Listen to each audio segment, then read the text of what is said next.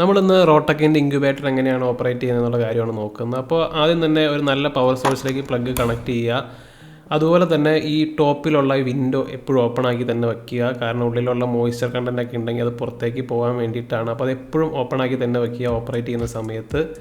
അതുപോലെ ഓൺ ആക്കാനായിട്ട് ഈ ഓൺ സ്വിച്ച് അമർത്തിയാലും മതി. അതുപോലെ നമുക്ക് പവർ ഇൻഡിക്കേറ്റർ കാണാം, റെഡ് ലൈറ്റ് കാണാം. ഇപ്പോൾ ഫാനുള്ള മോഡലാണെങ്കിൽ എപ്പോഴും ഫാൻ ഓൺ ആക്കി വയ്ക്കുക എന്നുള്ളത് തന്നെയാണ് എടുത്ത് പറയേണ്ട ഒരു കാര്യം.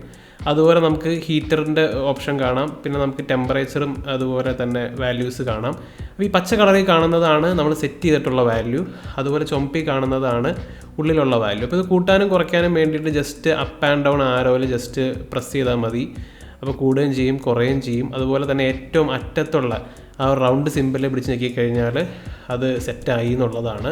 ഇപ്പോൾ നമ്മൾ 37ലാണ് സെറ്റ് ചെയ്തിട്ടുള്ളത്. അതുപോലെ ഉള്ളിലുള്ള വാല്യൂ എന്ന് പറയുന്നത് 30.6 ആണ്. പിന്നെ നമ്മൾ ശ്രദ്ധിക്കാനുള്ളത് നമ്മൾ ഉള്ളിൽ സാമ്പിൾസ് ഒക്കെ പ്ലേസ് ചെയ്യുന്ന സമയത്ത് ആവശ്യത്തിന് ഗ്യാപ്പ് ഇടുക എന്നുള്ളതാണ്. കാരണം ടെമ്പറേച്ചർ അല്ലെങ്കിൽ ഹീറ്റ് താഴെ നിന്നാണ് മുകളിലേക്ക് പോകുന്നത്. അപ്പോൾ അതിന് വേണ്ടിയിട്ടാണ്. ഇനിയിപ്പോൾ ഓഫ് ചെയ്യാനായിട്ട് ഓഫ് ബട്ടണിൽ പ്രസ് ചെയ്യുക.